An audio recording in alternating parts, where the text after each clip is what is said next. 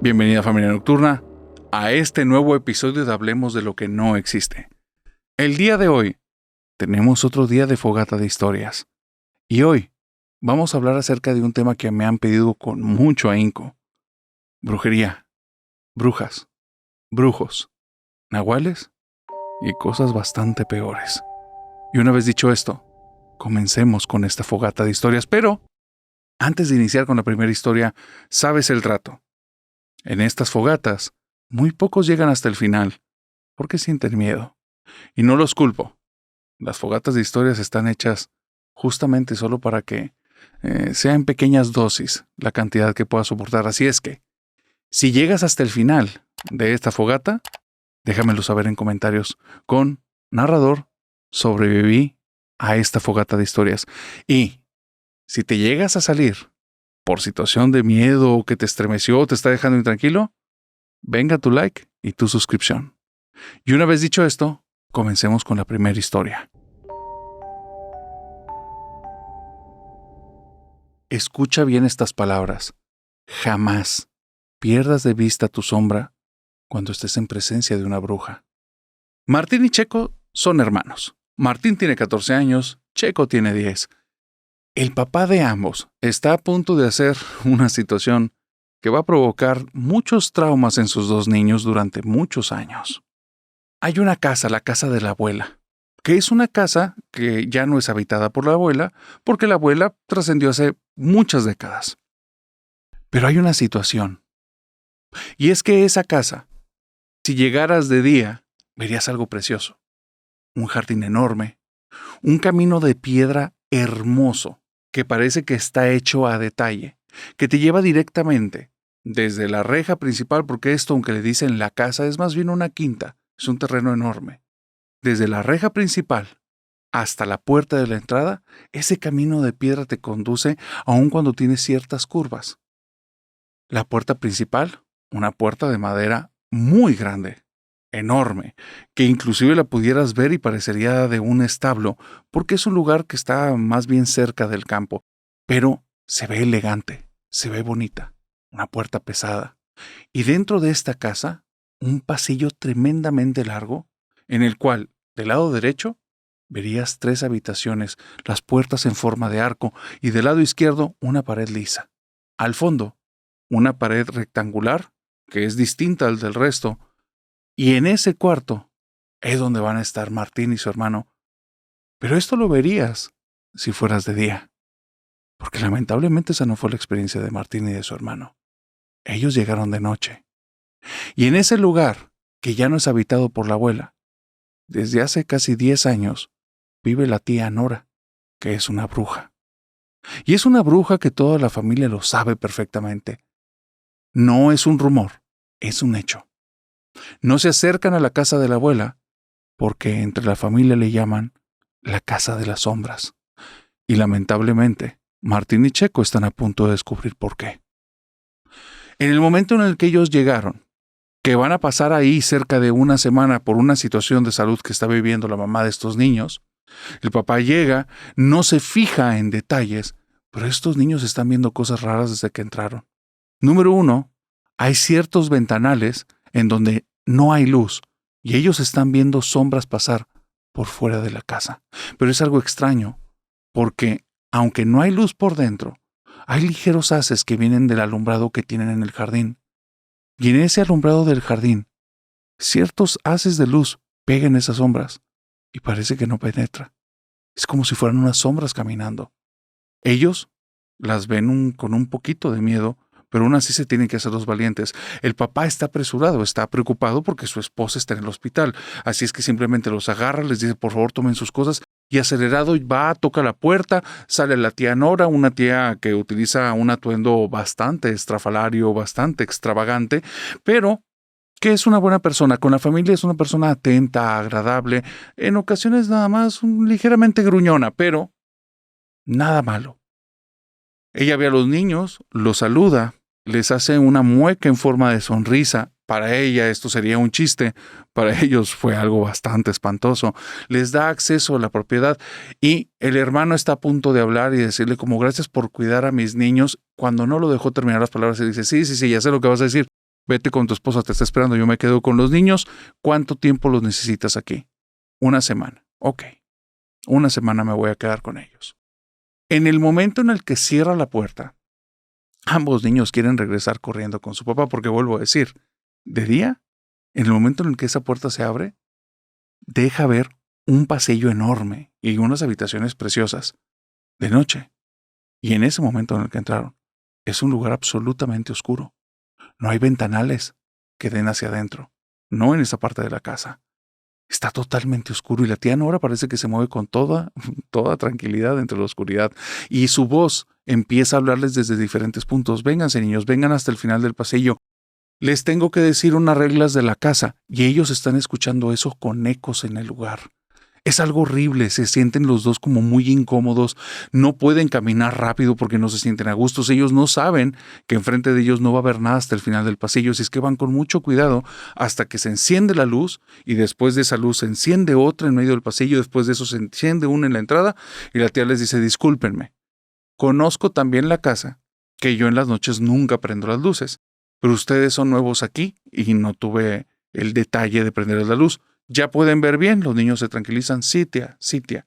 La realidad es que estos niños, esta es apenas la segunda vez que conviven con la tía Nora, porque la familia no quiere que tengan convivio con una bruja, pero estas circunstancias son especiales, así es que en ese momento en el que los trató bonito, encendió las luces, los dos se relajaron.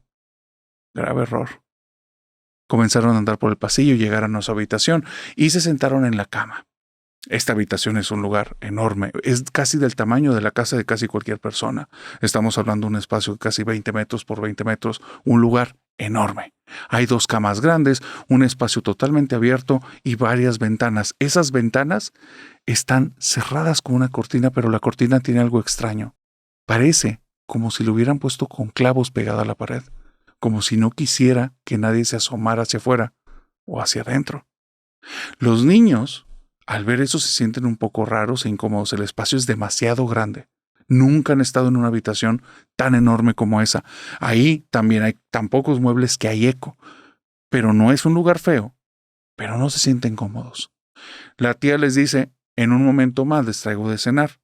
Pero antes de eso, les tengo que decir las reglas de la casa. Regla número 1. Una vez que cierre esta habitación y escuchen que apague las luces, bajo ningún motivo se pueden salir de aquí durante la noche. No lo hagan. Si hacen eso, están en peligro. 2. Si me llegan a desobedecer que no deberían de hacerlo, no entren en ninguna puerta que no debería de estar ahí. No lo hagan. Y número 3. No tengan miedo. A ellas les gusta el miedo. Los niños se le quedaron viendo. ¿A ellas quiénes? Ustedes lo sabrán. Pero si no salen de la habitación, no van a ocupar a utilizar el resto de las reglas. Así es que recuerden, no salgan de esta habitación después de que la cierre y se apaguen las luces. No entren en puertas que no deberían de estar ahí. Y no les tengan miedo. La tía se voltea, cierra la puerta, apaga las luces y escuchan una voz que retumba por todas partes que dice, en un momento les traigo la cena, quédense ahí. Antes de que estés pensando que si los niños tienen necesidad de ir al baño y todo, el cuarto tiene una puerta que conduce a un baño que está ahí, es un baño bastante grande. Realmente no va en una relación estas reglas a hacerlos pasar un mal rato. Son reglas reales, pensadas en la seguridad de ellos. Pero son niños. Y hay otro detalle. No están acostumbrados a tratar con situaciones inexplicables. Cuando la tía se fue a hacer la cena, ¿quién sabe cuánto tiempo duró? Al principio los dos estaban sentaditos en la cama, no habían movido ni siquiera las maletas y prácticamente estaban como oídos colgando sus piecitos de la cama. En una cama grande, vuelvo a decir, en esta casa parece que todo es enorme. De repente, la puerta se abre lentamente. Ellos voltean esperando ver a la tía con la cena y no hay nada. La puerta se sigue abriendo hasta que llega y topa con la pared, pero lentamente. No creas que algo abrupto, muy lento. Cuando la puerta pega en la pared, la primera luz, la que está más pegado a su cuarto, se enciende. Y ahora el pasillo tiene luz. Y es algo extraño porque ellos tienen la sensación, al final son niños, No están pensando tanto. Ahorita los sentimientos es lo que los gobierna y sienten un impulso a ponerse de pie en la cama y caminar. Y cometen el primer error, porque con las luces apagadas no debieron haber salido de la habitación y sin embargo lo hicieron. Cuando pisan debajo del primer foco que ilumina una tercera parte del pasillo, se enciende el foco central y se ilumina la parte central del pasillo. Caminan hacia esa luz y donde llegan justo al centro de esa luz, se apaga el foco detrás de ellos y se enciende el foco adelante. Junto con eso, empiezan a caminar y conforme se van acercando al foco más cercano a la puerta de entrada, la puerta de su cuarto se empieza a cerrar lentamente. No tienen miedo, no se están dando cuenta de ese detalle. En el momento en el que pisan justo al centro del foco, que está mero adelante, en la entrada esta de madera gigante que te dije, la puerta se cierra, el foco central se apaga y la puerta de la entrada comienza a abrirse. Lentamente, no hay nadie ahí. Los niños están boquiabiertos, pero al mismo tiempo se sienten en una aventura. Pero no saben qué tipo de aventura. Porque cuando ellos están ahí y se termina de abrir la puerta, la luz que está arriba de ellos se apaga y de repente frente a ellos, todas las luces que están en el jardín se apagan al mismo tiempo.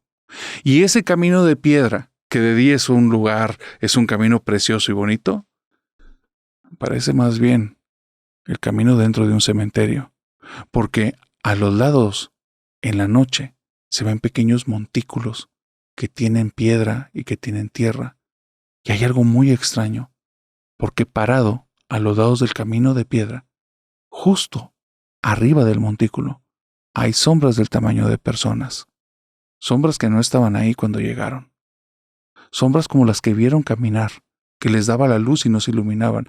Y es algo muy extraño que los va a hacer gritar. Porque todas esas, como si se dieran cuenta que los niños los están observando, todas las sombras, que son más de 10 que están a lo largo de ese camino, voltean al mismo tiempo a ver a los niños. Y en ese momento los niños tiran un grito, voltean hacia su habitación y comienzan a correr en el pasillo oscuro. Pero hay algo, porque ahora las luces se prenden al mismo tiempo, pero no tienen el tono de antes. Es un tono diferente, un tono un poco rojizo. Y del lado izquierdo, donde están seguros que había una pared, ahora está lleno de puertas abiertas. Y en ese espacio de puertas abiertas hay personas que se están asomando, personas que se ven pálidas. En una de las habitaciones se asoma un niño y les hace la sensación de vénganse. Y cuando les hace ese movimiento y les da la indicación de acérquense, estos niños, al ver a alguien que es más o menos de su altura, más o menos de su complexión, empiezan a caminar para allá. Y es ahí cuando la tía Nora, por la buena suerte de ellos, intervino y simplemente se escuchó: dejen de molestar a mis invitados, ya. ¿Y ustedes? ¿Se les olvidaron las reglas o qué? Cuando terminó de hablar, las luces regresaron a su color. Los niños en un parpadeo vieron que esas puertas que estaban ahí ya no estaban, la pared está otra vez lisa y la tía Nora trae una bandeja con una cena y está al lado de la puerta de ellos. La abre y les dice: a la habitación, y cuando no hay luz, no deben de salir. A partir de ahí, esa estancia en esa casa, esa semana fue una pesadilla. Sonidos en los pasillos. Entendieron perfectamente por qué estaban clavadas esas cortinas en los cuartos, porque se asomaron detrás de ellas. Y había personas asomándose. Personas que cuando estaban más lejos de la ventana, les faltaba algo del cuerpo, a veces la mitad. Los niños vivieron una y otra vez escenas de terror, cosas que ellos prefirieron guardarse en el corazón y en la mente, algo muy traumático. Pero la semana acabó. La tía Nora fue una excelente anfitriona, fue amable con ellos, pero ellos no hablaban con ella porque entendían que si ella estaba acostumbrada a eso, y si esas cosas le tenían miedo a ella, tal vez ella era peor. Así es que decidieron, prácticamente, nunca salir de la habitación. Casi no conocieron la casa de día. Se la pasaban ahí. Y la tía lo entendía, no intentaba persuadirlos para que anduvieran por el terreno. Llegó al final la semana y cuando llegó el papá, ¿cómo se la pasaron, hijos? Bien, bien, papá, bien, papá. Y los dos con las maletas casi corriendo al carro. Y se le quedaba viendo el papá a la tía Nora y le dice, no te preocupes, sabes que en la casa no es una casa normal, pero tus niños están bien, yo me encargué de todo. Ahí debería de acabar el relato. El problema es que un año después, el mayor de los dos tuvo un pleito muy fuerte con su hermano menor. A sus 15 años se había hecho de un grupo de amigos que digamos que lo estaban orientando muy mal y lo estaban haciendo que tomara muy malas decisiones. El papá se acordó de esa semana que pasaron en casa de la tía Nora y cómo regresaron ellos hechos una sedita. Y este tipo no es un educador. Este tipo es un señor que está enojado por algunas decisiones que ha tomado su niño. Ya lo ha visto tener ciertos vicios y esa edad lo preocupó mucho, si es que no pensó mejor cosa que ir a dejar casi un mes completo al niño en casa de la tía Nora. Cuando le dijo esto, el muchacho se acordó, se regresó años hacia atrás, se acordó de cuando estaba ahí y le decía, por favor, papá, no, por lo que más quieras, voy a dejar de hacer todo, te vas a quedar un mes allá. Y si sigues con este tipo de actitudes y cosas, te vas a quedar a vivir allá. Lo llevan a la fuerza. Va a la casa de la tía Nora. Y aquí es cuando se entera de cosas que no debió haberse enterado. Martín ya no está acompañado de su hermano y aunque los últimos meses su hermano ha sido un fastidio para él, al final diferencia de edades y diferentes cosas que están haciendo los lleva en momentos a ser muy incompatibles, Martín está muy aburrido. Así es que no puede utilizar la misma táctica de antes, le duró un par de días, permanecer en el cuarto, no hacer nada, pero ya tiene 15 años y tampoco quiere sentirse un cobarde. Está intentando hacer algo, así es que intenta andar por la casa de día. Pero ¿sabes qué? No puede con el miedo. Las sensaciones de las sombras, de las puertas que se abrían, del niño invitándolos a entrar, de las otras personas en esas habitaciones, hacen que se sienta en un lugar tremendamente inseguro. Lo más que logró Martínez de día, abrir y dejar abierta la puerta del cuarto, eso durante 3-4 días, y después de eso, en el día, salir y caminar por el pasillo apenas unos pasos. El máximo logro lo tuvo al final de la semana y media, y fue abrir la puerta principal a mediodía y sentarse en las escaleras de la entrada. Fue lo más que logró. No anduvo por más lugares. ¿Qué va de andar caminando por el camino de piedra donde estaban ahí las sombras? O irse en la parte de atrás donde se sumaban las personas a los cuartos, personas que les faltaban partes del cuerpo. No. Era una casa de pesadilla. Y ahora que había regresado en esa semana, parece como si los habitantes ocultos de la casa lo supieran, porque los sonidos, las sombras, todo estaba ahí. Ahora le tocaban la ventana y se sabían su nombre. Voces de mujeres, voces de hombres, voces de niños, situaciones que lo ponían con los pelos de punta. Lo más que logró fue sentarse en las escaleras. Y no pudo elegir peor día para hacer eso. Estaba sentado en la escalera, aburrido, pero al mismo tiempo aliviado. La noche anterior no pudo dormir bien. Que te toquen la puerta 3 veces, y después otras 3, y después que escuches los mismos toquidos dentro del baño. No te va a dejar descansar muy bien. Más en una casa en la que sabes que pasan cosas que no deberían de estar ocurriendo. Él está sentado, le está dando el sol, se siente tranquilo. Está ahí, perdiendo un poco el tiempo, cuando ve que se estaciona un vehículo y por el camino de piedra vienen 2 personas. Un señor, vestido de un traje muy elegante, y viene moviendo una silla de ruedas. En la silla de ruedas viene una chica que se ve mal. Parece como si la chica ya no tuviera su mente dentro de su cuerpo porque se ve totalmente ida. Y el señor va hablando con ella, pero ella no se puede ni mover. Está demasiado flaca, está en los huesos y la piel la tiene pegada en algunas partes y en otra parte se ve como colgando en esta zona del rostro. Una escena espantosa. Pareciera que con ciertos detalles en algún momento de su vida esa chica pudo haber sido bonita, pero ahorita parece de pesadilla. Más allá de una enfermedad, se ve a alguien muy afectada, como si algo le hubiera pasado, algún tipo de accidente. Él llega, este señor, con la silla de ruedas, se va a parar Martín para ayudarle y en eso sale la tía Nora y le dice, no, tú quédate ahí. Él tiene que hacerlo por sus propios medios. Y el Señor, sabiendo algunas técnicas y algunas formas, logra con cierto esfuerzo subir a esta niña, llega, saluda, y Nora lo primero que le dice es, en lo que quedamos. Una vez que hagamos esto, me vas a pagar completo. Y después del efecto, me vas a pagar el doble. ¿Estamos de acuerdo? Sí. Entonces puedes pasar. Entraron en una habitación. La habitación, por alguna situación que Martín no se había dado cuenta, generaba un eco que hacía que en esa zona en la que él estuviera, prácticamente escuchara toda la conversación como si estuviera dentro de la habitación. Y comenzó a escuchar que la tía le decía, trae las pertenencias que te pedí de los familiares cercanos, amigos, primos, hermanos, todos que sean de su edad o mayores. Y dijo, sí. ¿El cabello lo traes? Sí. ¿Saliva lo trajiste? Sí. ¿Lo separaste todo? Sí. ¿Lo tienes bien catalogado? Sí. Muy bien. Entonces yo me voy a encargar de encontrar quién le hizo esto a tu hija. Acuérdate que una vez que empecemos con esto no hay vuelta atrás. Y no estoy curando a tu hija. Le estoy regresando a la persona 3 veces lo que le hizo. Te vas a dar cuenta quién fue, porque esa persona en menos de una semana se va a morir. ¿Estás de acuerdo? Sí. ¿No hay marcha atrás? Sí. Muy bien. Algo hizo que ya no tenía que ver con palabras. Había mucho movimiento, mucho ruido que él percibió. Martín, toda la piel la tenía de gallina. No quería ni siquiera ver a los ojos a la tía cuando saliera, ni se quería meter corriendo, pero tampoco quería que fuera evidente que él escuchó la conversación. Después de que terminaron todos esos ruidos, le dijo, muy bien, ahora págame, tu hija va a mejorar y ven cuando sea notoriamente que está mejor.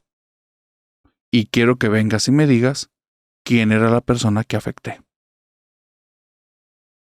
El señor sale, saluda a Martín, se lleva a la muchacha que va en silla de ruedas y sigue andando por el camino de piedra. Martín hace como si no hubiera escuchado nada, intenta mantener el semblante que tuvo cuando llegó este hombre y la tía le dice, no deberías de estar escuchando conversaciones ajenas.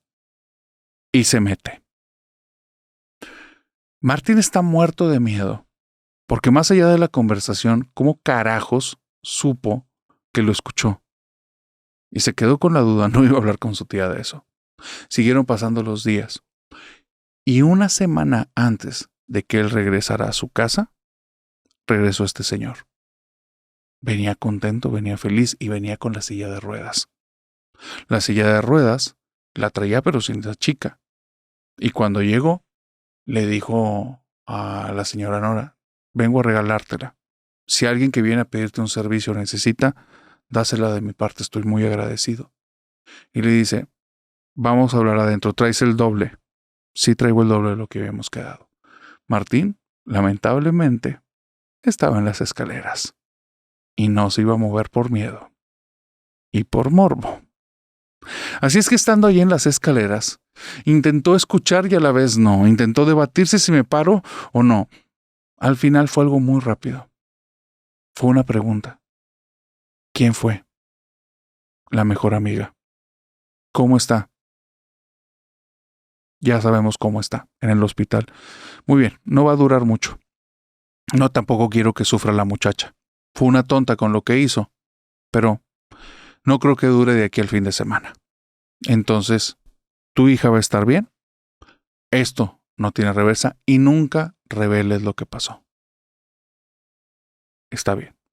Se escucha movimiento en la habitación, transacción rápida, sale el señor, sale la tía Nora y le dice a Martín, te dejé que escucharas para que supieras parte de la historia. Ahora quiero que vengas a la habitación donde hablé con ese señor porque te voy a contar lo que no sabes. Cuando llega a esta habitación, es una de las habitaciones que están a la derecha.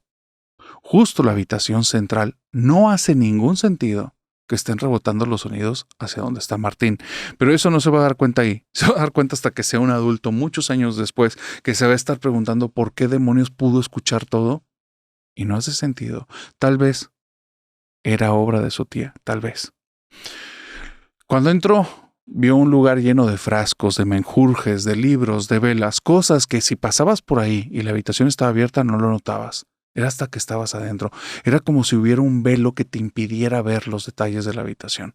Era una habitación dedicada a la brujería. La tía le dijo, siéntate.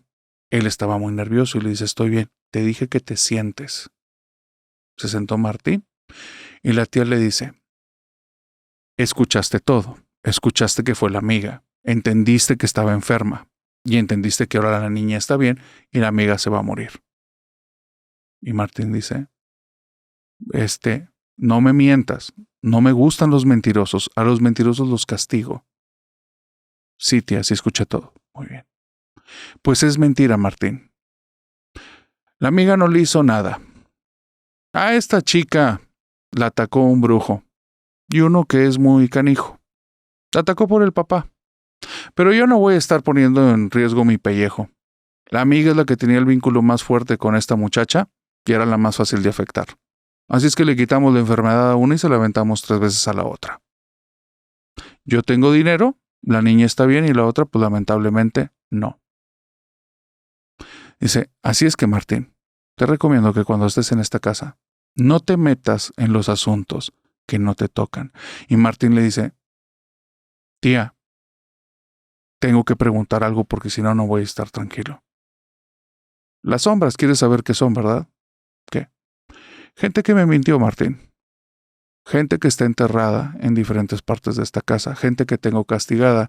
Y el día que ya no las ocupe, tal vez voy a pensar en liberarlos. Ahora vete a la habitación y no estés husmeando en esta casa. Una situación que toda la vida hasta el día de hoy ha hecho que Martín le tema profundamente a la brujería.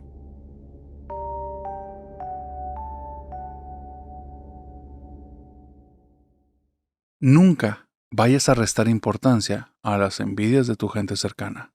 Fátima y Alondra eran las mejores amigas. Se conocieron desde la preparatoria y desde siempre eran las cómplices. Cuando una hacía algún tipo de travesura, siempre la otra estaba ahí para escudarla, para protegerla. Y la vida fue avanzando y eligieron carreras distintas, pero nunca se dejaron de frecuentar. Sin embargo, hay algo que Fátima no sabía de Alondra. Bueno, de hecho, 2 cosas.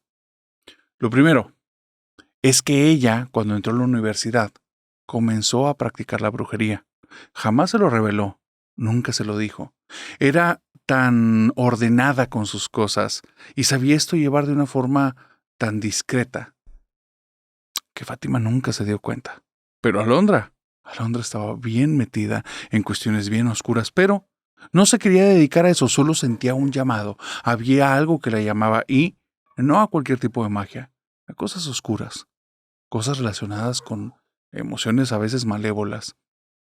La segunda cosa que Fátima no sabía, y eso fue muy lamentable, es que Alondra estaba muy celosa de Fátima, muy celosa. Le había ido muy bien económicamente, su familia era una familia que estaba muy bien acomodada y ahora se acababan de encontrar. Después de años de no estar en los mismos círculos, se acababan de encontrar en un trabajo. Y aunque no iban por el mismo puesto, sí estaban en la misma área. ¿Y sabes qué es lo malo? Fátima era la jefa de Alondra. Alondra estaba muy molesta, pero lo sabía disimular muy bien. Cuando llegó al trabajo, porque Fátima llegó después, cuando llegó al trabajo y le dieron el puesto de su jefa por el cual ella estaba compitiendo, pero nunca se lo había dicho, Alondra se lo cayó, se lo guardó y lo fue juntando junto con el resto de rencores que tenía dentro. Hubo algo que fue la cereza del pastel, la gota que derramó el vaso, lo único que hizo que Alondra ya no pudiera soportar.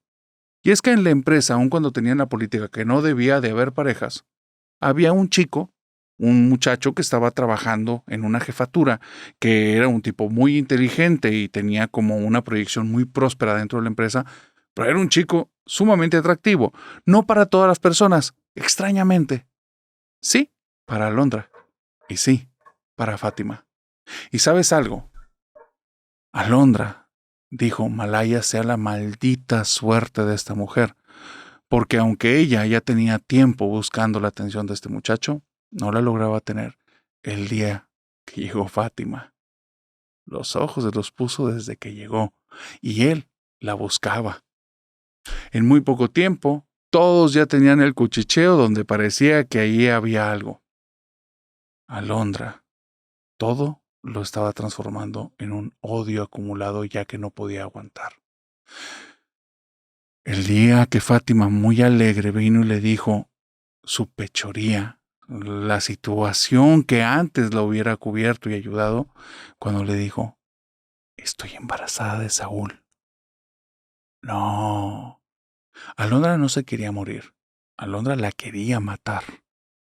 No se lo dijo, le sonrió con toda la amargura y toda la hipocresía que pudo.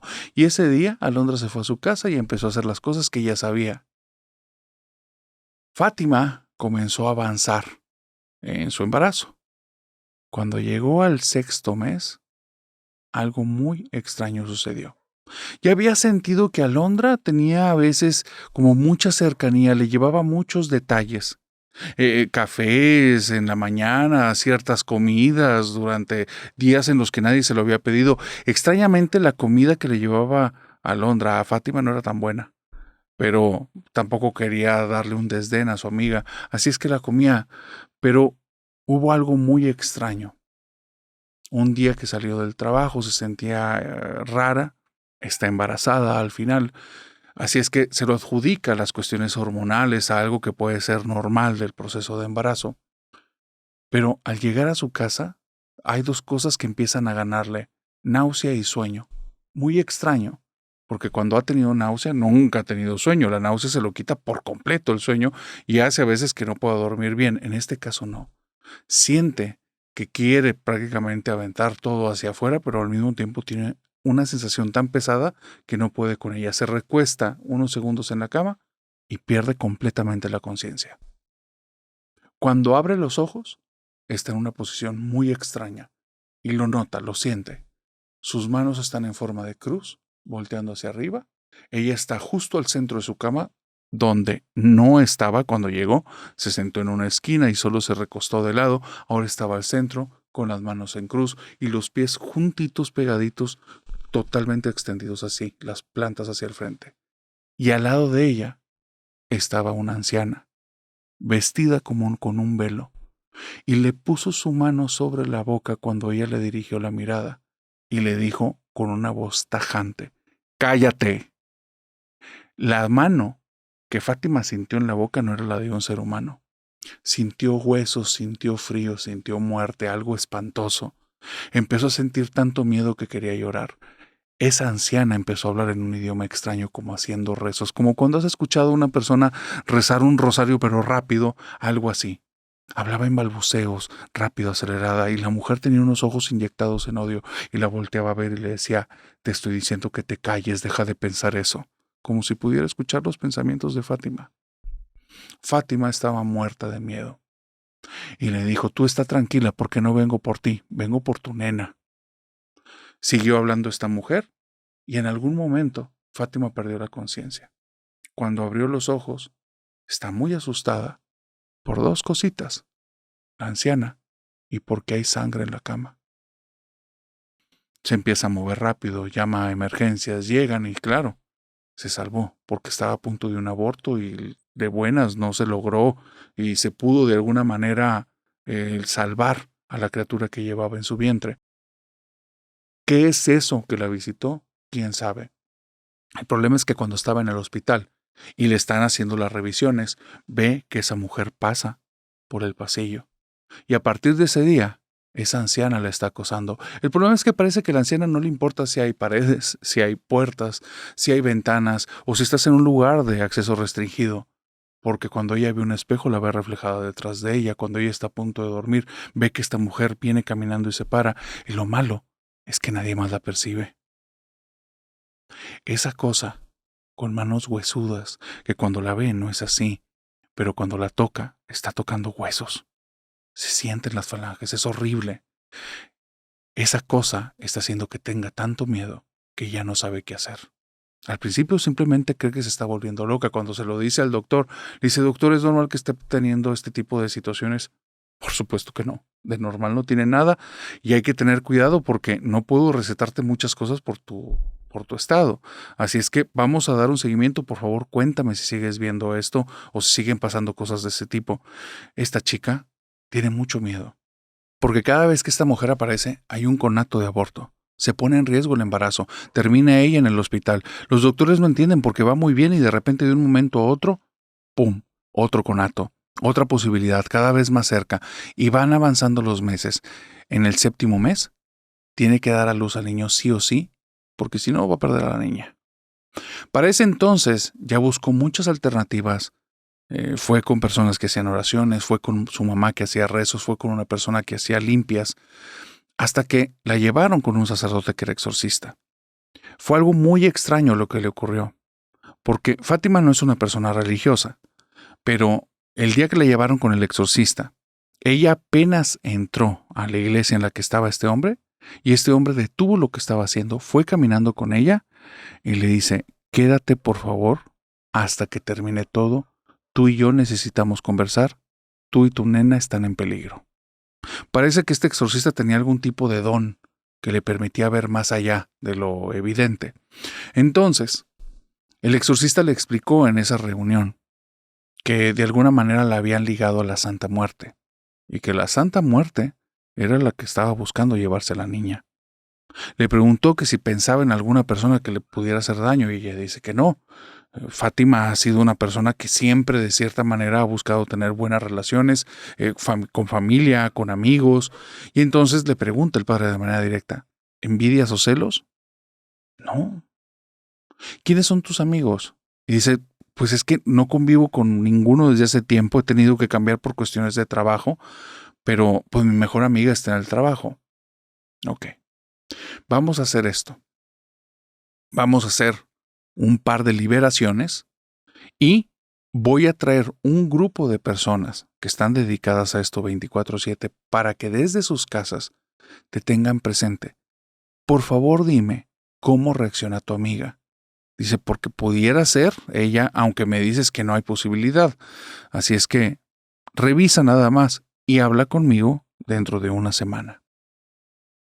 Ella claro que no cree que vaya a hacer eso, que vaya a ser su amiga Alondra la que haya hecho este tipo de cosas. De hecho, no tiene la menor idea de quién puede ser. Intenta que su cabeza no se sature con la idea.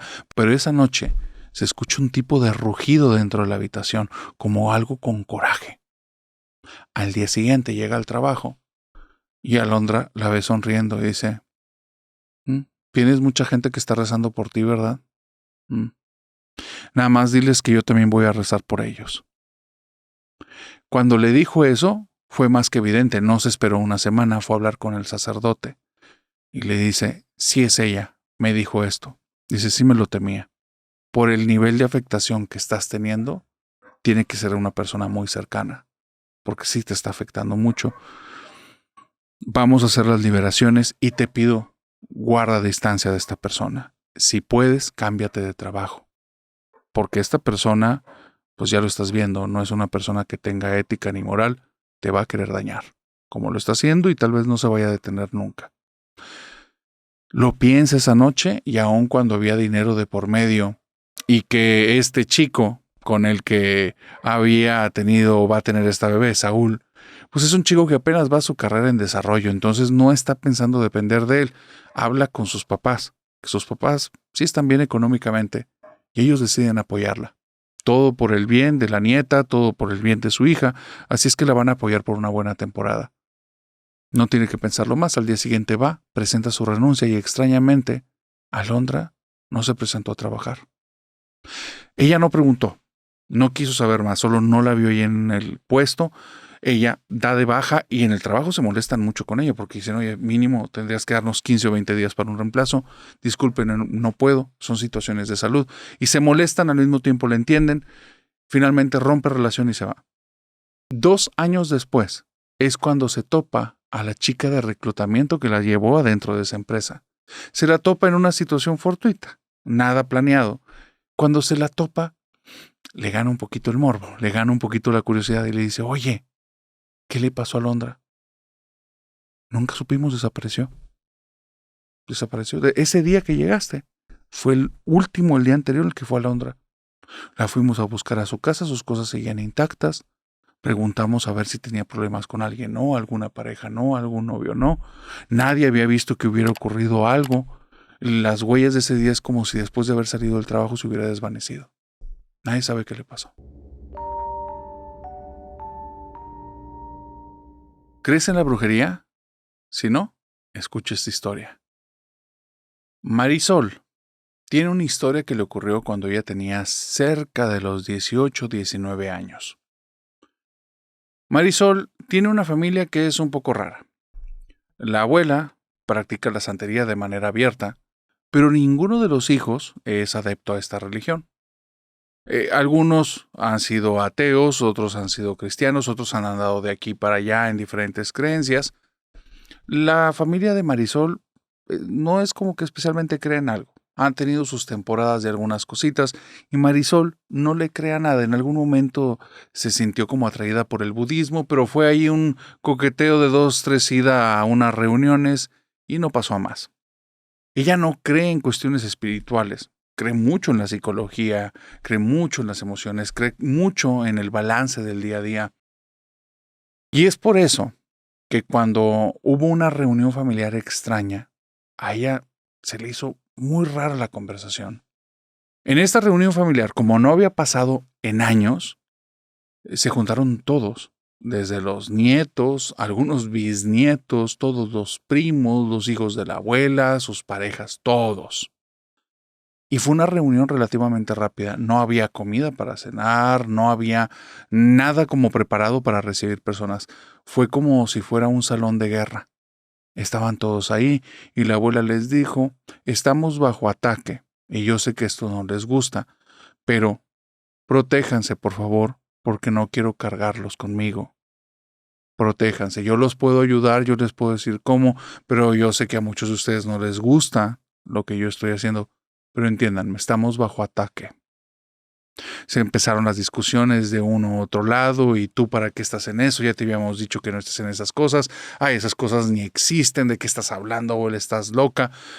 Y empezaron así las conversaciones. La abuela simplemente se levantó, golpeó en la mesa y dijo, no es un juego, protéjanse. El que quiera protegerse conmigo, venga y búsqueme. Y los demás, si no, aunque no crean, protéjanse. Y se fue. Hay una situación muy rara en la vida de Marisol. Y en esa reunión lo constató una vez más. Cuando hablaba su abuela a todos, ella sentía que se lo estaba hablando directamente a ella. Sentía que la veía, que no le quitaba los ojos de encima. Y era algo muy raro, porque no tenían todos la misma sensación, pero tampoco era como una conversación de, oye, nada más le hablas a Marisol. Muy raro, muy extraño. Pero Marisol tenía esa sensación, me lo estaba diciendo a mí. No se atrevía a preguntarlo porque era un tema muy incómodo. Pero cada vez que hablaba la abuela en reuniones, Marisol sentía que se dirigía a ella. Su abuela siempre había sido como linda con ella y siempre había tenido ciertos detalles. Nunca hablaba cuestiones relacionadas con su espiritualidad. Era un tema que ella respetaba que no lo compartieran. Pero, de alguna manera, en esta ocasión, Marisol sentía que su abuela le rogaba la cuestión de protección. Ella no creía en nada. Así es que para ella su protección fue muy sencilla. Me voy a mentalizar en el que ni siquiera estuvo en esta conversación y voy a seguir con mi vida. Esa fue la protección. Fue muy raro porque a la semana hay una sobremesa en su casa en la que, muy preocupados, papá y mamá de Marisol le dicen, oye, sí estamos considerando ya lo que nos dijo tu abuela de la protección. Tú sabes que no creemos en eso, pero ¿te enteraste de lo que le está pasando a tu prima? De que no, hace tiempo que no hablo con ella. Bueno, antes de la reunión ya tenía muchísimo. Pues la tienen ahorita en el psiquiátrico. ¿Por qué?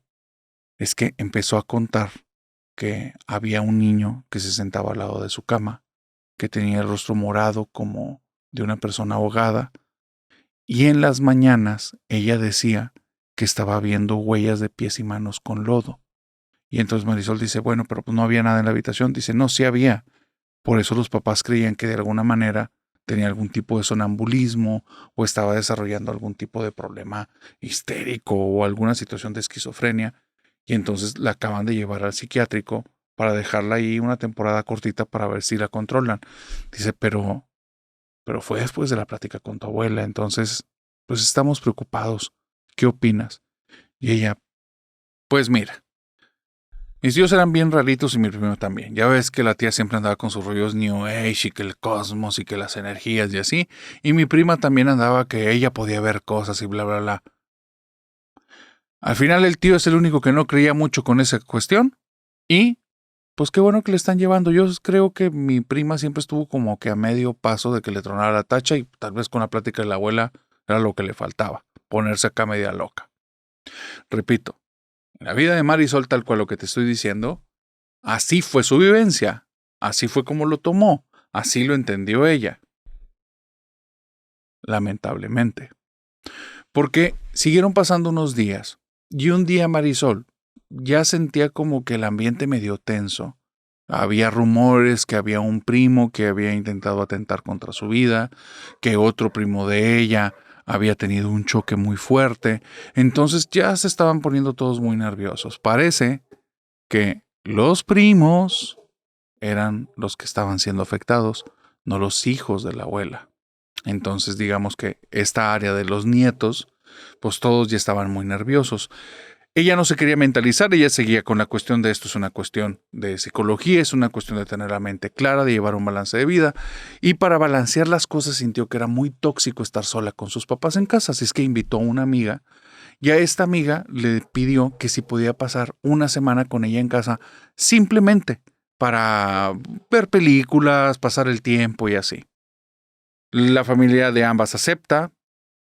Vuelvo a decir, 18, 19 años ya son casi adultas o adultas para muchos lugares. Entonces, ellas empiezan a tener una semana pues bastante divertida. Ciertos desvelos, ciertas aventurillas, romper mucho la rutina, muy buen ambiente, hasta que ocurre algo que jamás va a poder olvidar Marisol. Jamás. Ni ninguna de las familias. Ni la de la chica que fue ahí, ni la familia de Marisol. Era el penúltimo día que esta chica iba a estar en la casa. Al día siguiente ya tenían planeado cómo se iban a despedir, hacer un rico desayuno, iban a traer a sus papás para darles como que una bienvenida y una comida y estaban haciendo esos preparativos. Faltaban unas cosas y tenían que ir a un mercadito o alguna tienda que estaba cerca de la casa. Marisol abre la puerta y extrañamente empieza a chispear. Ella veía el cielo despejado, pero comenzó a chispear. Caídas de gotas como que pequeñas, una cierta brisita, pero que ya mojaba el piso. Y entonces ve que a unos metros, tal vez 10, 15, justo enfrente de la casa de ella, a esos metros hay una avenida, y esa avenida es dividida por un camellón, una parte central que divide los carriles que van en un sentido y los carriles que van en el sentido contrario. Espero explicarme con la imagen. Ve que en el centro del camellón hay una sombra que está señalando a su casa. Está despejado, hay lluvia, pero no es como que el día esté oscuro.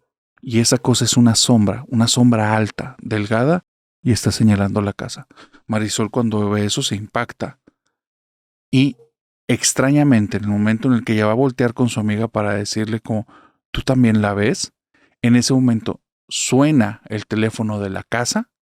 El teléfono, o sea, algo le provoca en ella que en lugar de cerrar la puerta, quedarse adentro, corre directamente por el teléfono que está en la habitación de al lado de la entrada, va y lo toma, es un teléfono antiguo alámbrico, contesta y es la abuela y dice, no te salgas y no le hagas caso a la sombra y cuida a tu amiga. Cuando escucha eso, esta niña entra en pánico. ¿Cómo carajo sabe la abuela esto? ¿Cómo demonios sabe eso esta persona?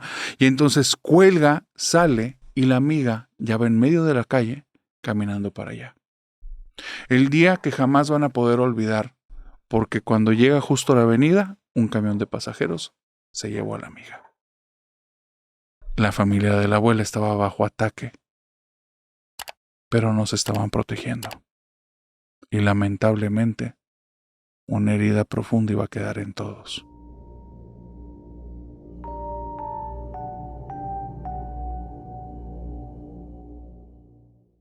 Caras vemos, pero de brujas no sabemos. San Juana vivió en una época que era muy cruda. Vivió en la tercera década de 1930, tal vez a mediados o a finales. Ella nació en una familia que tenía muchas necesidades económicas y en ese tiempo, la vida en la familia que le tocó y en la ciudad en la que estaba era una ciudad inmisericordia. Era una ciudad que no se tocaba el corazón para con los niños. Los niños a veces los veían como estorbos, y el trato que le daban a esta niña era peor que a la de una mula. La pobre niña fue creciendo con este tipo de tratos y, aunque era una chica de buen corazón, se fue llenando de hiel. Y eso va dejando estragos. Lo vas notando en el rostro, en el caminado, en las posturas, en las actitudes, en la forma de comportarte. Vuelvo a decir que era de buen corazón. Y al final, por más hiel que tomó, nunca fue la suficiente como para que no tuviera ciertos detalles para con su familia. Con el tiempo, estuvo con un tipo que ni la amaba ni la quería, pero no quería estar solo o tal vez estaba aburrido, y tuvieron una niña. Esa niña recibió en momentos un muy maltrato de parte de San Juana, porque San Juana pues era una tipa que, digamos que no tenía ese instinto materno tan cariñoso, y solo sabía darles lo que había recibido. Con el tiempo se fue arrepintiendo de su actitud, pero no era una persona que fuera a pedirte perdón, simplemente gruñía menos o te pegaba menos fuerte. Esa era San Juana. Se fue transformando de San Juana la mamá en San Juana la abuela cuando su hija, a sus escasos 15 años, se embaraza. Empieza a salir con un tipo que anda en pésimos pasos y se va con él, y le deja la bebé. Vuelvo a decirte, San Juana, aunque para este momento te puede dar la idea de ser una persona que tal vez es terrible, vivió en otra época, cruda. Y ante esa época cruda, ella traía un perfil promedio, para que te des una idea. Muchas personas eran así, tal vez en el estrato, tal vez en la colonia, pero ella no se distinguía por malvada, pero para nada. Inclusive había muchas personas que la querían y la apreciaban. Vuelvo a decir, muy dentro de ella, debajo de esas capas que se fueron endureciendo con los malos tratos y el tiempo, había un buen corazón. Y siempre tenía detalles con las personas de la comunidad. Ella, al mismo tiempo, tenía una actitud fuerte y la piel la tenía muy dura. Por eso estaba dentro de un negocio que es un negocio que te dejaba en ese tiempo entre lo legal y lo ilegal. Ella tenía una vinatería y vendía tabacos que se traían a escondidas, por ponerlo de una manera, desde otros países que no era legal vender ahí. Tabaco, tal cual la hoja, puros cigarros, todo eso, pero de marcas que, vuelvo a decir, se los traían escondidas, para que me entiendas. ¿Qué es lo que hacía? Que tenía un público muy variado.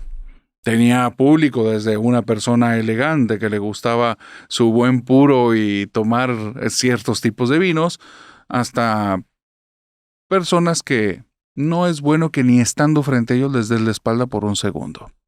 Entonces, San Juana es una tipa ruda, que ahora, a sus 50 y tantos años, es otra vez casi mamá y de una bebé. La niña, a la que le puso de nombre Jazmín, porque le gustaba mucho el aroma, la trataba con cierto nivel de dulzura. Cierto, no le puedes pedir peras al olmo. Ella no tenía tanto amor dentro, porque nunca lo vivió, pero se dulcificó mucho. Ya no era de mano dura, ya no era de dejar marcas, ya no era de te estás llorando, te voy a dar razones, ya no era de ese tipo, ya con la niña, ya no. No sabía cómo tratarla, no tenía tanto tiempo con ella. Pero al fin, de alguna manera las cosas fueron saliendo. Jazmín llegó a estar con su abuela hasta casi los 20 años. Y cuenta Jazmín, que es la que manda esta historia, que su abuela tenía unas particularidades muy extrañas. No en su actuar de cierta manera, ella fue intuyendo que vivió una vida muy dura. En algún momento platicó con algún familiar, en algún momento conoció a su mamá y vio que su mamá definitivamente no era una buena opción para estar viviendo con ella, estaba en muy malos pasos y nunca salió de ahí. Falleció antes su mamá que su abuela, para que te des una idea. Te cuento todo esto porque lo que me cuenta Jazmín es que lo que era raro de su abuela era lo que pasaba en las noches en su casa.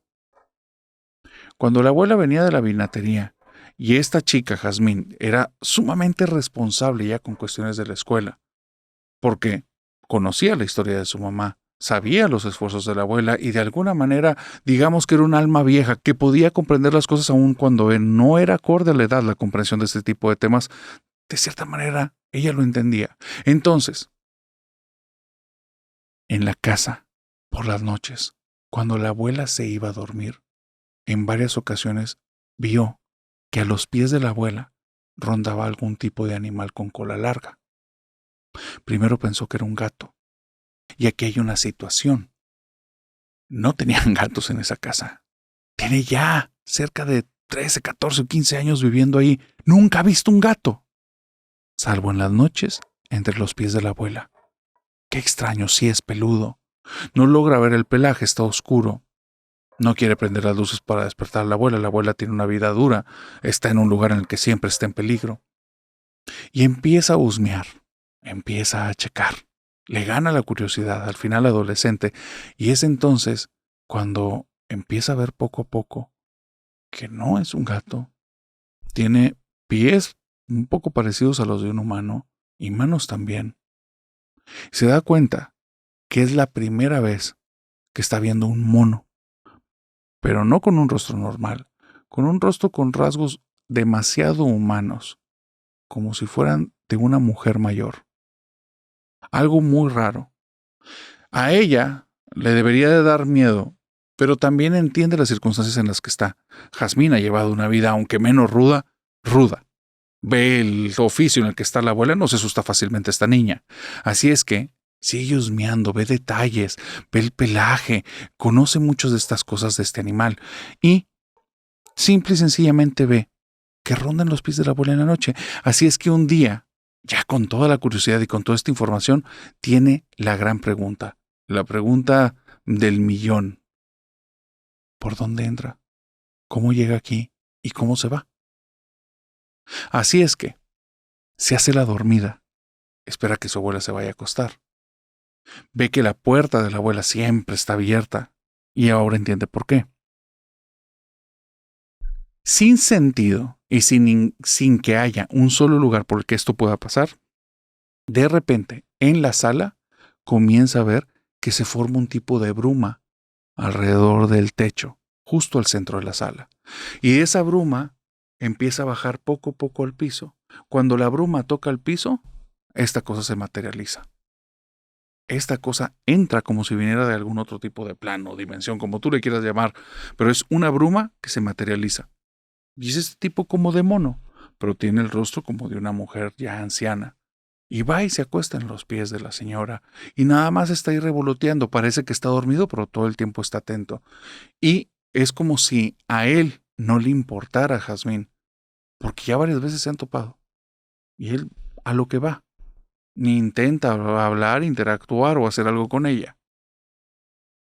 Pasan años, la abuela cae enferma. Jazmín para entonces tiene ya casi cerca de 20 años, tiene una pareja y están esperando un bebé. La abuela está enferma de forma grave, pero ella tiene un embarazo complicado, no puede ir a visitarla. Y aún cuando faltan unos meses para tener a su niño, no le permite el doctor salir de ahí, su pareja está atento y nada más dicen que la abuela le mandó decir que por favor no queme nada. No le hace sentido, ¿quemar qué? Ese día que le llega la información de la abuela fallece. No se pudo despedir. Y más allá de un sentimiento y tener roto el corazón, no tenían ese tipo de relación. Ya sabía que la abuela ya estaba en paz, eso le hizo estar tranquila. Ya había tenido la abuela una vida muy larga y tuvo que cuidar 2 veces a bebés, aun cuando la señora realmente pues ya necesitaba más su espacio. Entonces le estaba eternamente agradecida, pero no era una relación tan sentimental. Estaba tranquila que la abuela ya estaba descansando. Ella tuvo que moverse a preparar el funeral. Así, desde el hospital, llamando, diciendo, coordinando y todo, finalmente se logró en cuestión de día o poquito menos. No hubo velatorio, no hubo velorio y fueron muy pocas personas.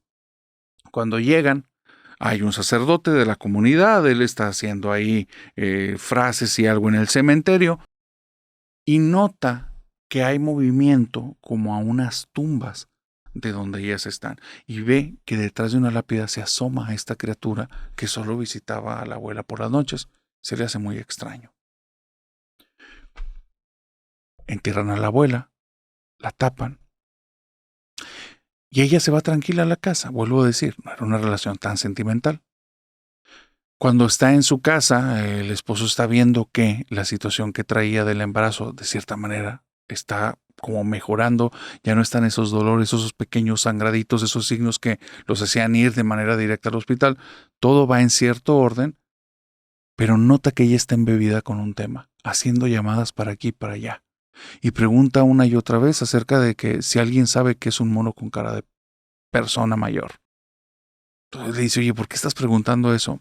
Y dice, no te quiero decir porque no me vas a entender, pero pregúntale a tu gente conocida, necesito saber. Y es por el esposo, por el trabajo, que le llega este mensaje. No andes preguntando por esas cosas porque no son buenas y le hacen daño a las personas. Cuando escucha eso, siente cierta intuición. Al día siguiente busca ir al cementerio y descubre que en la tumba de la abuela, alrededor, hay muchos signos como de piecitos y de manitas, pero como si estuvieran escarbando, como si estuvieran perforando pedazos muy pequeñitos alrededor de la tumba. Y ella sabe qué es. Es la cosa esa que se dormía en los pies de la abuela. Va y le dice al esposo, mira, no me digas quién fue la persona que te dio la información, pero dile que te diga más. O sea, que te diga todo. ¿Por qué? ¿Por qué son peligrosos? ¿Qué pasa? Y el esposo es el que le dice a los 1 o 2 días de esta situación, después de haber ido al cementerio, dice, me dijo algo que yo no lo puedo creer, no sé por qué estás buscando esto, pero suena algo espantoso. ¿Qué? ¿Qué es? Me dice que son demonios que se invocan para proteger, pero que lo que te cobran es el cuerpo. Dice, ¿cómo que el cuerpo? Se comen a la persona que los invoca. Y dice, ¿de qué me estás hablando? Pues fue lo que me dijo. Te dije que me dijera todo sin pelos en la lengua y fuera información. ¿Para qué quieres saber eso? ¿Y qué fregados es ese como que mono con cara de persona? Y dice, esto es muy extraño. ¿Y por qué mi abuela me decía que no quemara? No entiendo. Va a pasar el tiempo, va a pasar cerca de un año. En ese año que pasa ella va a visitar la tumba tiene estas como que escarbados por aquí y por allá, pero nunca llegan a ser profundos, no vuelve a ver esa criatura. Y se acuerda, llega un momento en el que, oye, pues la casa de la abuela se tiene que hacer algo con la propiedad, se tiene que hacer algo con la vinatera, y no hay nadie que le interese ni haga nada. Se trae a un grupo de amigos y a la policía para poder entrar en la casa, porque puedes obviar que no estaba en una colonia tan segura, y ella, Jazmín, asumía que cuando llegara a la casa iba a haber personas dentro. Pero no, nadie entraba en la casa.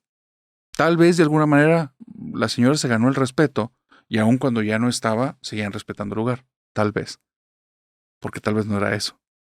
Jazmín entró en la casa, no se encontró ninguna novedad, sacó todas las cuestiones de papelería, empezó a sacar la ropa de la abuela. Vuelvo a decir, esto no fue nada de cuestiones sentimentales. Cuando llega en la casa, empieza a romper papeles, cosas que ya no van a servir para nada, que para qué están acumulando. Y de repente se topa dentro de un sobre unas hojas muy extrañas que tienen unos jazmines secos y tienen escritas cosas y tienen escritos símbolos. Y en uno de esos está la cara del mono. Cuando ella ve eso, no lo piensa 2 veces, todo el papel que está rompiendo lo quema. Ya se le había olvidado. Ya había pasado mucho tiempo, fue una frase, no es una relación sentimental. Cuando lo quema, es como si algo dentro de ella estallara y le dijera, acabas de hacer un grave error. Y recuerda las palabras, aunque no las escuchó de boca de su abuela, las escucha con su voz. Por favor, no quemes nada. Por favor, no lo quemes. Al día siguiente, muy ansiosa, va al panteón y se topa con una escena que la va a perseguir hasta el último día de su vida.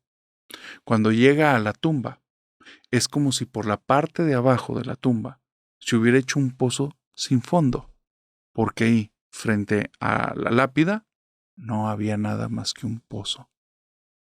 Nada. Fue y habló con los del cementerio, nunca se habían topado con una situación así. Dicen, pues esto es como un socavón, pero no se extendió, solo está aquí, en el perímetro exacto del ataúd. El ataúd lo encontraron casi 14 metros abajo. El cuerpo, no había rastro de él. Nada. Lamentablemente, Jazmín sí sabe dónde terminó ese cuerpo. Probablemente en el estómago de ese maldito mono.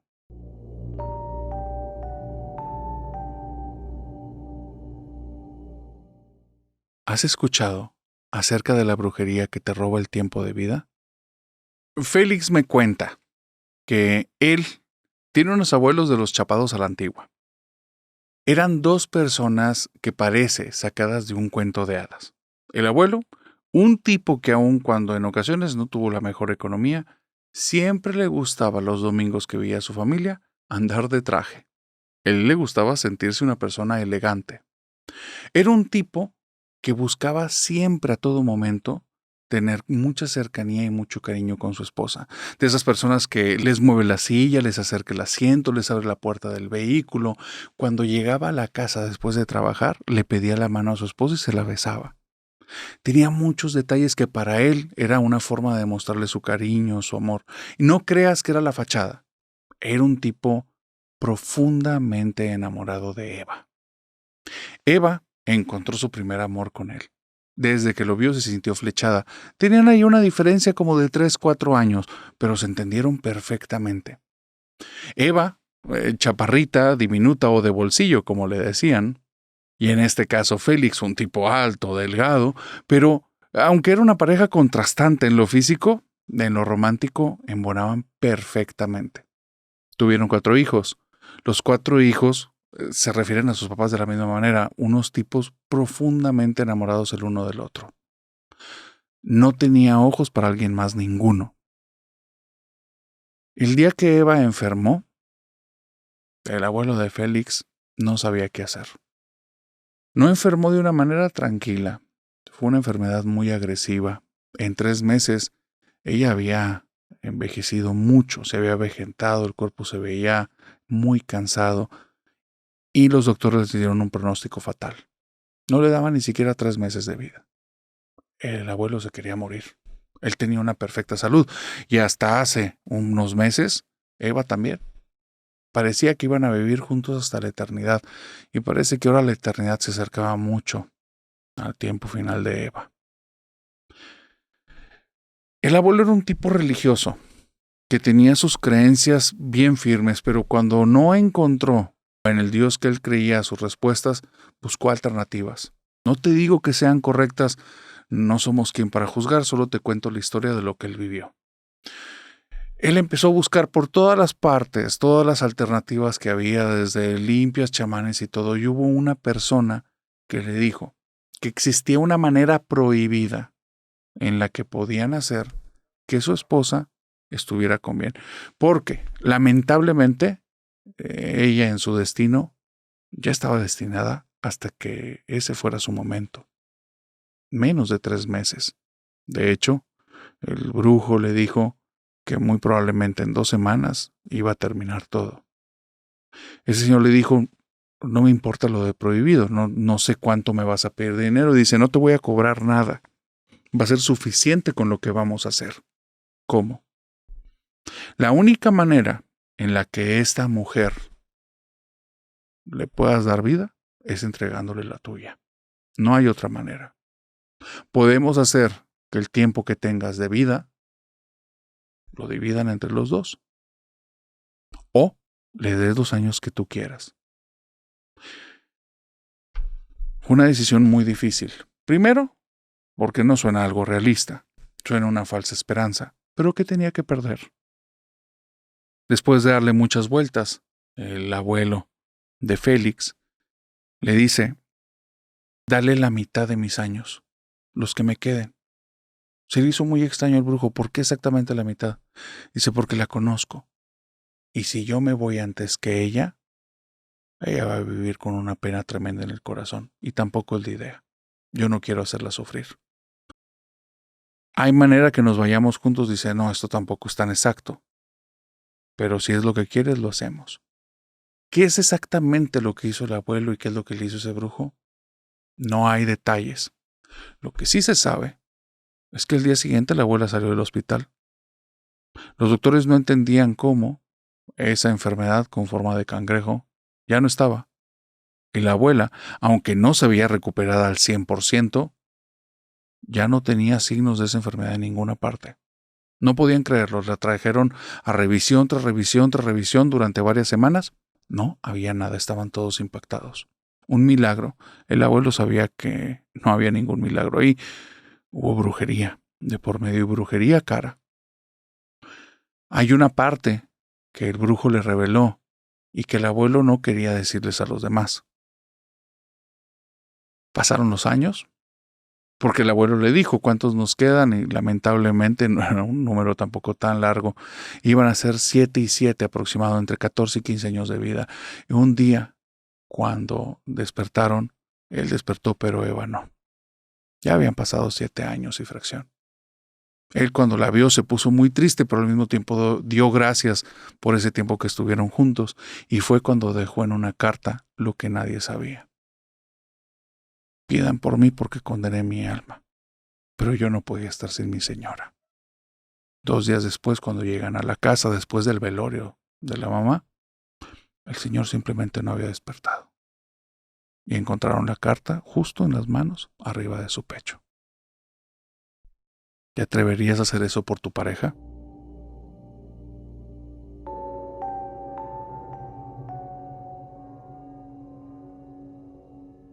Deja en paz a las brujas, porque no sabes de qué son capaces si se enojan contigo. Esta historia que estoy por contarte me la envía Arturo. Arturo vivió esto cuando era pequeño, pero lo dejó marcado para toda la vida. Él vivía en una zona de casas habitaciones en las que varias de las casas tenían techo de lámina. Eran, digamos, un grupo de personas las que vivían en estas casas que eran personas muy trabajadoras, personas buenas, personas que se dedicaban directamente a buscar hacer que la familia tuviera sus necesidades cubiertas. Pero hay una cuestión. También son personas muy rudas, personas de pocos pelos en la lengua y también son personas que no necesariamente tienen los mejores modales. No son malos, pero si te los topas en un mal día, tal vez te vas a quedar con una mala experiencia. Te digo esto porque Arturo lo que narra fue a raíz de esa situación. Al lado de la casa de Arturo vivía un señor que siempre lo trató muy bien a él. Era un señor ya mayor, para Arturo especialmente, lo veía con cabello cano, delgadito, chaparrito, y esta persona tenía como que cierta forma de hablar que para él era como el ícono, el avatar de un abuelo. Bueno, realmente esa persona tenía cerca de los 50 y tantos años, pero digamos que bien correteados. Esta persona vivía sola en la casa y tenía un perro, un pitbull. Cierto día, la mamá de Arturo ya había comentado que iba a traer una amiga que es bruja para que les hiciera una limpia, porque habían tenido ciertos problemas, había habido un despido por ahí, un problemita con las autoridades por allá, y ellos sentían que era la mala suerte y alguien que tal vez les estaba deseando algún mal. Así es que les advirtió que la casa no la tuvieran toda tirada y que cuando llegaran se comportaran bien, que no le hicieran enojar porque esta mujer era muy temperamental y muy vengativa. Y ellos no es que la respetaran, pero le tenían mucho miedo. El día que llegó ya traían la cabeza como tan llena de estas circunstancias que desde que la vieron le decían sí señora, no señora y ya, no le dirigían más la palabra. Esta mujer parecía una mujer común y corriente, traía ciertos tatuajes en los brazos. Entonces esos tatuajes se veían horripilantes si los veías de cerca, desde lejos parecía como algo estético, pero tenían muchos detalles. Si era parte de esos rituales o solo si era estética, no sé. Pero sí hacía que la indumentaria fuera muy llamativa y la mujer muy imponente. La mujer entra a este lugar, saca ciertas cosas y empieza a hacer un tipo como de quemado de hierbas junto con oraciones y después empieza a hacer unos cantos, pero los cantos son gritando. Lo que provoca entre tal vez el humo y sus cantos, es que el perro de al lado comienza a ladrar y ladrar y ladrar y ladrar y ladrar y ladrar. Y esta mujer se exaspera en algún momento y dice, maldito perro, que se calle, no está dejando que me concentre. Y empieza, sigue, apaga las cosas que tiene ahí, como le interrumpió en el rezo, en el rito, trae otras y vuelve a empezar. Y ahora el canto más estridente, gritando, es como si se hubiera puesto el tú por tú con ese perro. Y el pitbull, esto lo altera muchísimo y comienza ladre, ladre, ladre, ladre, al punto que ya suena el vecino que le dice, bueno, ya cállate, wow, huele horrible, ¿qué es esto?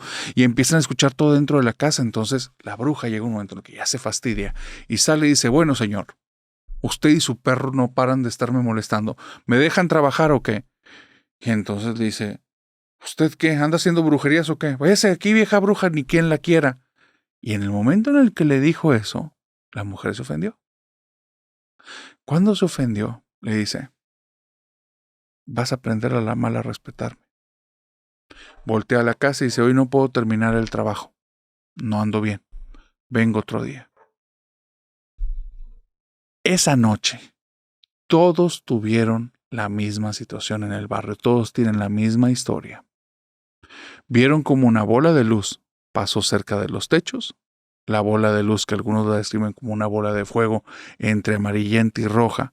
De ahí salieron unos pies y una persona que parecía que estaba como desnuda pero brillante, con sus extremidades más largas de lo normal y muy ágil, corrió por los techos, se subió al árbol de la casa del vecino y estiró los brazos, agarró el perro y con algún tipo de cuerda extraña lo amarró al tronco del árbol, dejándolo con el hocico para abajo. El señor, el dueño del perro, lo quería mucho y lo defendía con todo, pero vio todo, a tal grado que tenía tanto miedo, pero tanto miedo, que no se atrevió a salir. Pasaron como 3 días y la bruja regresó a la casa. No les dio ni siquiera previo aviso, sabía que iban a estar ahí. Llega, toca y en el momento en el que toca, el perro del vecino comienza a aullar pero como de miedo y se va corriendo al patio. Y sale el vecino y dice, ¿qué pasa? ¿Qué pasa? Y la ve y dice, ¡ay, otra vez usted, vieja bruja! Y dice, ya le enseñé la lección a tu perro, ¿quieres que te toque a ti? Y el señor entendió al instante, se metió en la casa. Me dice Arturo, nunca se me va a olvidar. A ese señor es la única vez que lo vi temblar y a mi papá también. Cuando escuchó decir eso a la bruja, todos sabíamos de qué estaba hablando.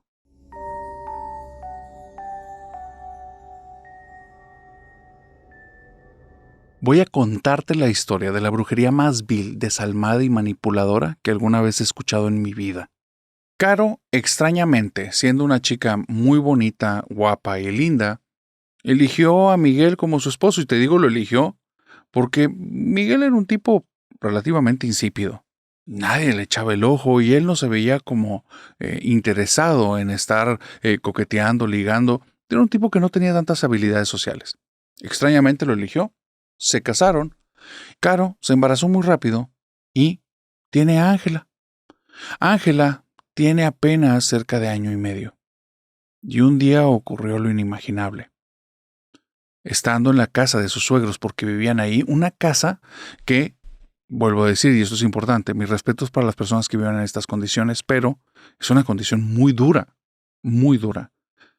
El piso es de tierra, la casa es de adobe, no tienen electricidad, no tienen agua, en la parte de afuera hay una letrina y para el agua tienen que recolectar de lluvia y pedirle a los vecinos. Una situación difícil y dura.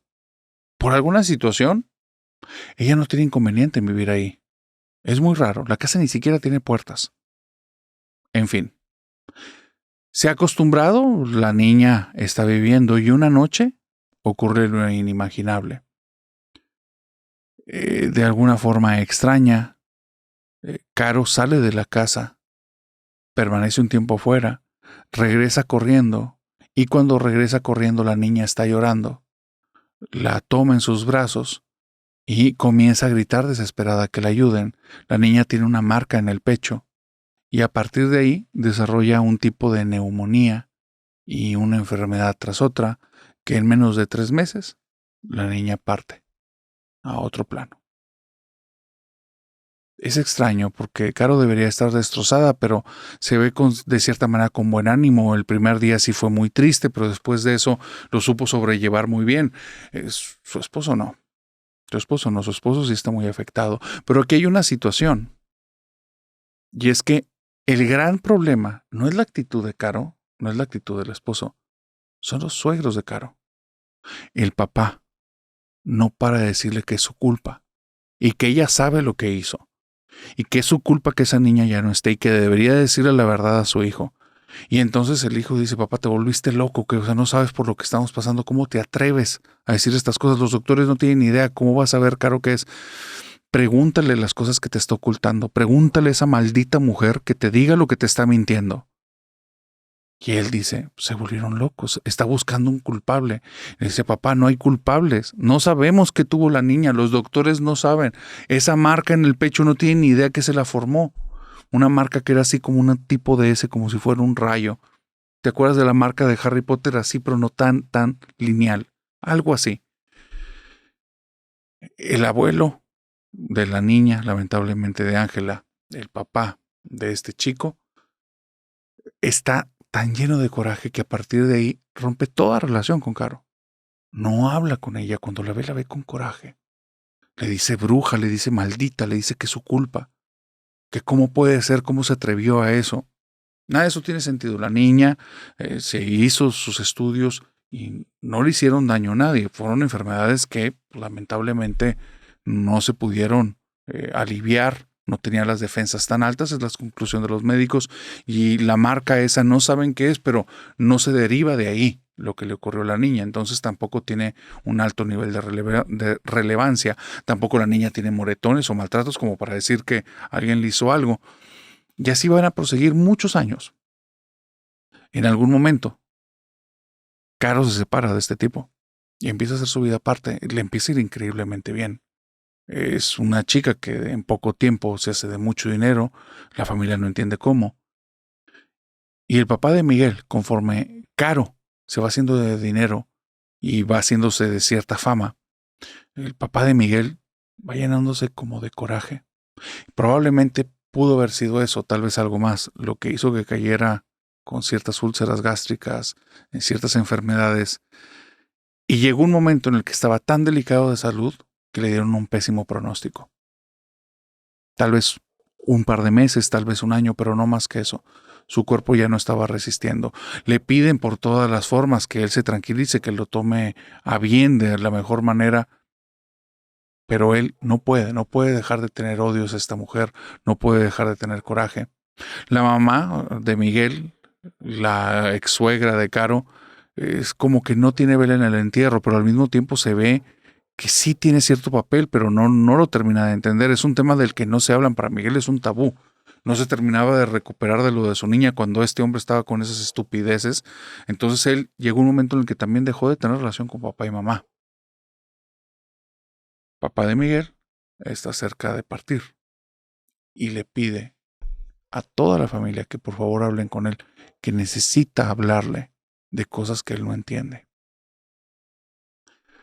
Miguel va a regañadientes, con una idea nada más. No quiere después arrepentirse, que no tuvo oportunidad de platicar con el papá, de darle ese último agrado. Y también ciertas supersticiones, no quiere que el viejo le jale las patas y se llegue a partir, y se quedó con algún coraje. Esas dos cosas trae Miguel en la mente cuando va con el papá. Cuando llega, el papá le dice, te voy a decir por qué odio tanto a tu ex señora. Y Miguel se para de la silla ya no voy a soportar esta plática con esa actitud. Y el papá le dice, por favor escúchame, porque va a ser la última vez que hable de este tema. Por favor, te lo pido, escúchame. Se muerde la lengua, se forza y se sienta. Miguel está ahí enfrente del papá y le dice, habla, te voy a escuchar. Le dice, por favor escúchame lo que tengo que decirte, porque son cosas que te he ocultado por muchos años y no me las quiero llevar a la tumba. ¿Te acuerdas cuando tu esposa estaba embarazada? Sí. ¿Y te acuerdas que en algún momento tuviste que llevarla al hospital? Sí. Y estando ahí, algo pasó que le internaron por 3, 4 días, y tú como estabas fuera de la ciudad por la situación del trabajo que coincidió, nos hicimos cargo tu mamá y yo. Desde ese día yo debí haber hablado contigo, pero no supe cómo decirlo. Te voy a decir lo que realmente pasó en el hospital. Un día llega tu mamá muy, muy temprano, porque yo era el que me quedaba a dormir, pero en ese día no hicimos un relevo directo. Me quedé a dormir yo, regreso a la casa y como media hora después llega tu mamá. Tu mamá es la que me contó esto. Cuando llega en la habitación donde está Caro, Caro se ve que tiene como unos bultos entre las piernas debajo de la sábana del hospital. Eso es raro, porque los otros días y cuando yo la vi, no tenía nada ahí. Se ven cosas que está guardando y está con miedo y está volteando a todas partes y dice, me equivoqué, me equivoqué, me equivoqué, no era tiempo, no era el tiempo. Y entonces, muy, muy preocupada, tu mamá le dijo, como no, espérate, todavía estamos en tiempo con el niño, no te equivocaste, está bien que estés aquí, todo está bien. Y volteó a ver con mucho odio a tu mamá. Le dijo, usted cállese vieja estúpida, no estoy hablando con usted, estoy hablando conmigo. Y empezó a balbucear cosas y de repente tu mamá, muy sorprendida por la actitud, pensó que tal vez le habían dado alguna medicina y no estaba en sus cabales. Así es que tu mamá se quedó ahí, no le dijo nada y vio cómo esta chica se le voltearon los ojos hacia atrás y se quedó como viendo la entrada, pero sus manos empezaron a mover como si alguien las controlara. Dice, ella no dejaba de mover la cabeza y sus manos empezaban a mover así. Y su cabeza iba dirigida siempre al mismo punto. Sus manos tomaron la sábana, la quitaron y entonces fueron claros los bultos que estaban entre las piernas. Un libro de una pasta de cuero totalmente oscura, viejo, de hojas que se veían feas, y unas tijeras. La chica tomó las tijeras y comenzó a acercárselas al cuello. Tu mamá se le fue encima y empezó a estar con ella estrujando, empezó a gritar que la ayudaran y entre 5 enfermeras la pudieron parar. Le dieron fármacos, de alguna manera se durmió y la tuvieron amarrada durante 4 días a la cama. Nunca te quisimos contar eso. Tampoco te quisimos contar que ese día tu mamá se trajo el libro. Se le hizo muy extraño. Este es el libro que tenía Caro. Lo que vio Miguel era un grimorio. Un grimorio que estaba lleno de hechizos, de palabras en cosas que él ni entiende y de diagramas que él no capta nada de eso y dice, ¿y esto qué? Ve dónde está el separador. Y se veía cómo aparecía algo que parecía como un hombre pero con cuernos. Y se veía donde una mujer que se ve con panza de embarazada entrega a un bebé. Lo que creemos que pasó fue que ella hizo esto en un tiempo que no le correspondía. Y entonces esa cosa que ves ahí fue al hospital y estaba haciendo que ella se quitara porque no le podía entregar lo que le ofreció, que era tu hija. Te voy a contar lo que hace que el día de hoy me acerque a la muerte, hijo. No puedo perdonar porque yo sí vi lo que pasó esa noche. Yo sí vi la noche que tu niña terminó la marca, quién le hizo la marca y todo lo que ocurrió. Estábamos en la casa, era de noche, y hubo una sensación extraña en la casa. ¿Te acuerdas que tú no podías despertar? Que ni con los gritos de Caro te levantaste. Tuvimos que irte a levantar. Yo tuve la misma sensación, pero algo dentro de mí me impedía dormirme. Sentía que algo así pesado se me venía encima, como si fuera una colcha pesadísima. Sentía como si una colcha pesadísima de muchos, muchos, muchos kilos me empezara a cubrir todo el cuerpo, me lo empezara a hacer pesado y me llevara directamente a dormir. Pero algo dentro de mí no me dejaba. Porque desde el día del hospital yo estaba alerta con tu mujer. Yo sabía que no era una buena mujer y no quería que te hiciera nada a ti ni a la niña. Dice, así es que eso me despertó. Me despertó una voz extraña. Y te digo extraña porque era tu voz. Y era tu voz hablando fuera de la casa y le decía, Caro, tráeme las ropitas de la niña. Y Caro le respondía, sí señora, ahí voy. Yo sabía que no eras tú. Tenía esa voz algo, malicia. Sonaba algo en el fondo. Me fui hurtadillas después de que escuché que tu mujer caminó por el pasillo. Salí por el umbral de la puerta y me asomé. Ella estaba absorta, porque se había ido caminando al árbol que tenemos ahí a 20 metros de la casa, el árbol muerto. Abajo del árbol estaba el tipo de la imagen, algo que parecía un cuerpo humano, pintado totalmente de rojo, con dos astas que le sobresalían mucho de la cabeza. La parte de abajo del cuerpo yo no creo que trajera ropa, parecía más bien como un pelo oscuro. Ella le depositó las ropas de la niña a sus pies y esta cosa simplemente desapareció. Yo no sé si desapareció cuando parpadeé o algo, pero después de eso, tu voz sonó dentro de la casa y dijo, esta es mi niña, esta es para mí. Corrí a la habitación y desde afuera vi cómo esa cosa con su uña estaba haciéndole algo a la beba. Quise entrar, pero era como si hubiera algo ahí que me impidiera moverme. Y Caro pasó al lado mío, se me quedó viendo y entró. Cuando entró, la niña estaba marcada. Y por eso no la pudimos salvar. Caro entregó tu niña para tener ese futuro que tiene el día de hoy. Estabas casado con una bruja, desalmada y sin corazón, y no lo sabías.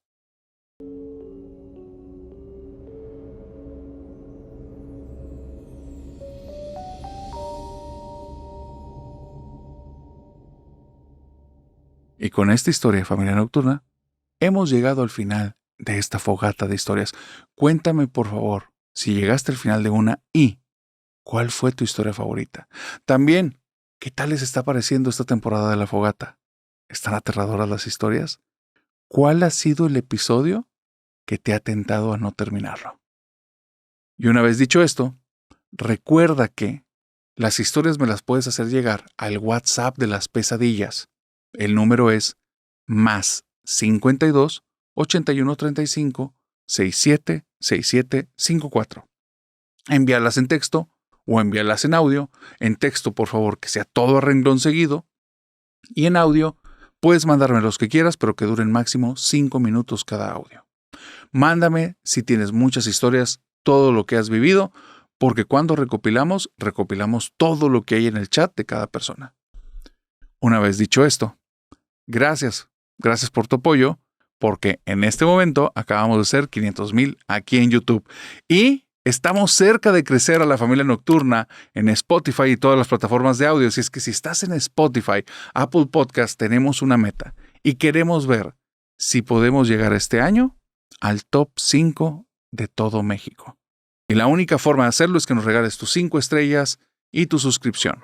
Eso solo si estas historias y estas fogatas te están gustando. Ahora sí, te deseo bonita semana y que tengas dulces pesadillas y aguas con la brujería. Bye bye. Y nos vemos el jueves. El jueves a las 8 de la mañana por YouTube estrenamos nuevo episodio.